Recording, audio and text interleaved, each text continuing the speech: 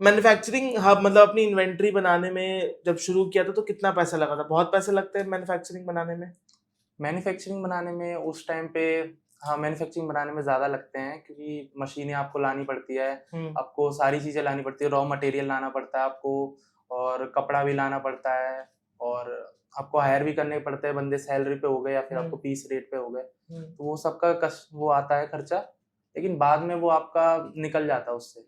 कितना खर्चा आ जाता होगा आज की डेट खर्च में? आज की डेट में तो आपका 1.5-2 लाख पहुँच जाता होगा। मशीनें अगर आप लगाओगे, 5-6 मशीनें लगाओगे, हुँ। तो ये सब लाओगे तो आपका पहुँच जाएगा इतना।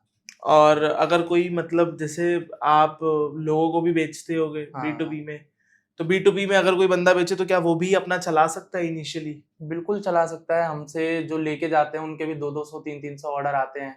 उनके ज़ीरो से लेके गए थे, आज उनके 200-300 ऑर्डर आ रहे हैं। तो वो हमसे ही लेके जाते हैं, अभी भी लेके जाते हैं। अच्छा। बाद में जाके वो अपनी मैन्युफैक्चरिंग भी खोल सकते हैं, जब हुँ। उनका अच्छा प्रॉफ़िट होने लग जाए, उन पे इतना इतना कैपिटल हो जाए उन पे कि आप अपनी मैन्युफैक्चरिंग खोल सकें, तो वो मैन्युफैक्चरिंग भी खोल लेते हैं अपनी। 2-3 सेलर हैं हमारे से जो उन्होंने मैन्युफैक्चरिंग खोल ली अपनी अपनाई। अच्छा। बहुत से ऐसे डिलीवरी पार्टनर भी हैं जो हमारे पास आते थे, वो भी माल लेके जाते थे, वो भी अपने पे डालते थे। वो स्कैन करने आते थे हमारे यहाँ, हुँ। वो भी डालते थे। अब उन्होंने डिलीवरी की जॉब छोड़ दी, अपनी मैन्युफैक्चरिंग खोल ली और वो भी काम कर रहे हैं ई-कॉमर्स का। अच्छा, इतना आसान है ई-कॉमर्स के वाला काम इतना करना? आसान है, मतलब आपको कोई एज़ सच इतनी टेक्निकल नॉलेज नहीं चाहिए? इतनी नहीं चाहिए। आपको सिंपल-सिंपल होती है, प्रोडक्ट की डिटेल डालनी है आपको, लेकिन थोड़ी-सी स्ट्रैटेजी होती है, हुँ। उसी की वजह से ज़्यादा ऑर्डर आते हैं, कम क्या ऑर्डर है आते वो हैं। स्ट्रैटेजी जिससे ज़्यादा ऑर्डर आते हैं? जैसे आपका हो गया, आप ज़्यादातर सेलर होते हैं, वो अपनी इन्वेंट्री में क्या करते हैं कि जब वो लाते हैं पीस, तो वो 5 डाल जैसे वो लेके आए, तो हुँ। वो किसी के 5 लाए, किसी के 10 लाए, हुँ। तो वो उतना ही लिख देते कि स्टॉक मेरा 5 है इसमें। हुँ। तो मीशो वो ऑलरेडी अपने आप वो नहीं दिखाता ऊपर, हुँ। क्योंकि उसको पता है कि वो ऊपर दिखते ही खत्म हो जाएगा इनका दिखते ही स्टॉक। खत्म हो जाएँगे। तो वही है कि आपको हमेशा 500, 1000 ऐसे स्टॉक डालने हैं, आप पे हो कितने भी वो पीस, हुँ। क्योंकि पहले दिन आपके इतने ऑर्डर नहीं आएँगे। हुँ। पहले दिन आपको सिग्नल दे देगा वो कि आपका ऑर्डर आने वाले हैं ज़्यादा। जैसे आपने आज डाला, तो हद से ज़्यादा 15 ऑर्डर आ गए, 20 ऑर्डर आ गए। इससे ज़्यादा पहले दिन में ऑर्डर नहीं आएँगे। तो आपको साइन तो मिल ही गया है, तो आप जाके तब लेके आ सकते हो। टाइम तो मिलता ही है आपको टाइम फुलफिल मिलता करने है। का 2 से 3 दिन का। अगर एक्सप्रेस है, तो आपको नहीं मिलेगा। जैसे आपका आज ऑर्डर आया, आज रात के 12 बजे तक जो भी ऑर्डर आया, आपको सुबह भेजना है। हुँ।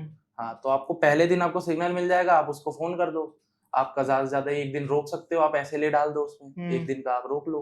हुँ। हाँ, वैसे एक्सप्रेस में डालोगे तो आपके ऑर्डर्स ज़्यादा विज़िबिलिटी ज़्यादा आएगी, हुँ। क्योंकि जल्दी कस्टमर के पास पहुँचेगा, कम आरटीओ आएगा, कम आपका चांसेस कम होगा डीटीओ आने का।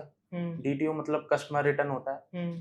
तो कस्टमर रिटर्न कम आएगा तो आपका फ़ायदा ही होगा और आरटीओ भी ज़्यादा आता है, क्योंकि जब लेट पहुँचता है कस्टमर पे, तो उसको जब नीड थी, मन बदल जाता मन है, भी बदल जाता है और उसकी नीड, नीड पूरी हो जाती है, हाँ, उसने जब कहीं से ले लिया वही या अब नहीं ज़रूरत है। ज़रूरत नहीं है। हुँ।